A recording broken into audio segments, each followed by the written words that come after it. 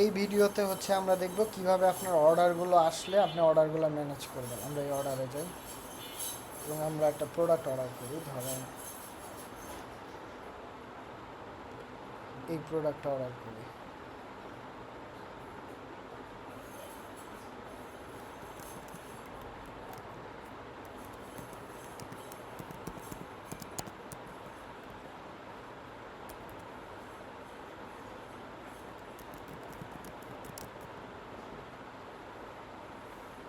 যে ঢাকা সিটির ভিতরে 70 টাকা, আমি ঢাকা সিটির বাহিরে দিই, বাইরে 130 টাকা। ওকে, এবার আমি অর্ডারটা কনফার্ম করে ফেলি।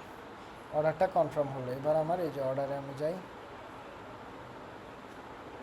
এই যে আমার একটা অর্ডার আসছে, এই অর্ডারের ডিটেলস আমরা এখানে পাবো।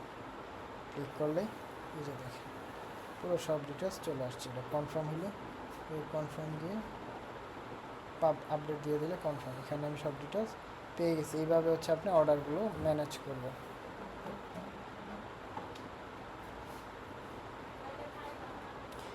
আর যদি হচ্ছে আপনি অর্ডার ডিলিট করতে চান, এই যে যেটা সিলেক্ট করার করবেন, তারপর মুভ টু ট্র্যাশ অর্ডারের সিলেক্ট করে ইনভয়েস দিলে আর কি ইনভয়েস আসতো। এটা গেল আমাদের অর্ডার ম্যানেজের বিষয়গুলো।